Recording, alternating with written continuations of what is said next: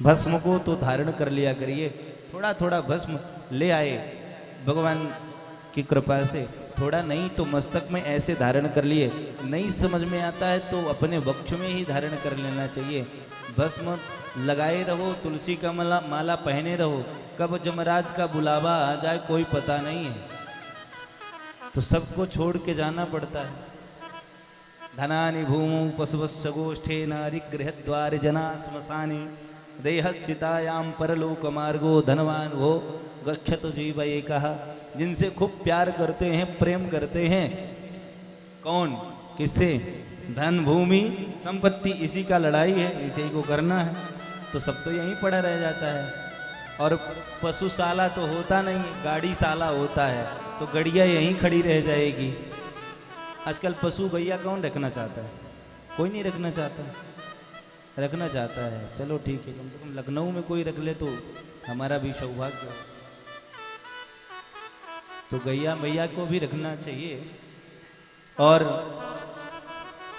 गाड़ी गोष्ठ में खड़ी रह जाएगी पशु आदि, तो धनानि भूमौ पुष्पस्य गोष्ठे, धर्म पत्नी जिनको कहती हैं हमको तो एनिवर्सरी में झुमका चाहिए ला करके देना पड़ता है, दूसरे में हार चाहिए ला करके देना पड़ेगा, पड़ता ही है, वो सब कुछ हम उनकी सारी नीडें पूरे करते हैं। तो जब हम ऊपर जाते हैं तो वो बेचारी चाह करके भी नहीं जाती, कहाँ तक जाती हैं? डेहरी तक जाती हैं, इसके बाद दरवाजे के बाद नहीं जा सकती।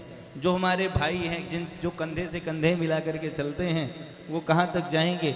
शमशान घाट तक जाएंगे। सबसे बड़ी बात, इसको हम बढ़िया से बॉडी वॉश से नहवाते हैं, फेस वॉश लगाते हैं, इत्र और तेल फुलेल लगवाते हैं। कोई ब्यूटी पार्लर जाता है तो कोई मेंस पार्लर जाता है, कोई बाल कटवाता है, कोई यहाँ से कटवाता है, कोई यहाँ से बढ़वाता है, सब कुछ करवाता है। ये भी साथ में नहीं जाता है।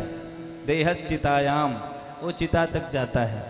तो कहे परवलोक मार्गे दो ही चीज जाता है, आपका कर्म, आपके साथ धर्म। आप जैसा कर्म करेंगे धर्मराज आपको उसी तरह से वरदान देंगे।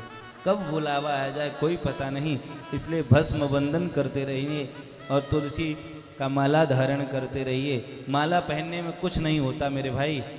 हाँ, राक्षसी भोजन मत करो, जो भगवान ने बनाया है वही करो। हमने तो बताया ना कि कैटर्स की व्यवस्था जब से चल रही तो ये व्यवस्थाएं फैल गई। भगवान ने खाने के लिए मुझे सब कुछ दिया है। ये अन्य देशों की सभ्यता थी जहाँ खाने के लिए कुछ नहीं मिलता था, तो वो लोग वही खाते थे। तो धीरे धीरे वहाँ से वो लोग यहाँ आए तो इन लोगों को सिखा दिए, तो लोग सीखने लगे। लेकिन वास्तव में हमारे यहाँ तो भगवान की कृपा से मेरा भारत कितना महान है, कल्पना करो आप, कितना श्रेष्ठ है मेरा भारत। सोचो, आपको खूब गर्मी पड़ रही हो, आप चले जाओ हिमाचल प्रदेश, एकदम ठंडे हो जाओगे। जाओ ना वैष्णो देवी का दर्शन करो, आराम से कटरा में जाके रुको, भजन करो। नहीं तो चले जाओ उत्तराखंड, उधर चले जाओ, पिथौरागढ़ चले जाओ। आपको जरूरत है तो आगे चला भवाली पोखर चले जाओ, जाओ खूब दर्शन करो। नहीं है तो बद्रीनाथ केदारनाथ धाम चले जाओ, जाओ आप बहुत ज़्यादा आपको घूमना है तो भीमताल भी चले जाओ, उसी के मार्ग में धार्मिक स्थल भी है, उधर भी घूम लो। आपको प्रकृति का आनंद मिल जाएगा। बहुत ज़्यादा ठंडक आ गई है, बहुत ज़्यादा ठंडी से परेशान है तो गुजरात चले जाओ, मुंबई चले जाओ, आपकी ठंडी भी दूर हो जाएगी। 1-2 महीना की वहीं यात्रा करो समुद्र के किनारे। तो हमारे भारत में सारी प्रकृति विद्यमान है और सभी ऋतुओं का आनंद लेना है तो सच बताऊं पूरे भारत में सब कुछ तो है, सारी व्यवस्थाएं हैं। लेकिन बिहार में गए तो बिहार वाले कहते हैं बस 6 महीने के लिए ये बन जाए, साहब पूरा सिस्टम हमारा जितना माफिया राज है बाबा समाप्त कर देंगे, धराशायी कर देंगे। ऐसा नहीं है, बाबा के पास एक यंत्र है, इसीलिए तो बाबा हैं। उन बाबा के पास त्रिशूल है, इन बाबा के पास बुलडोजर है। हाँ, चला देते हैं साहब।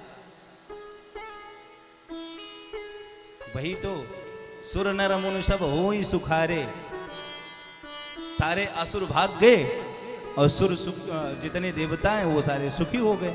उसी तरह जो अच्छे मानव हैं उनके लिए कोई समस्या नहीं,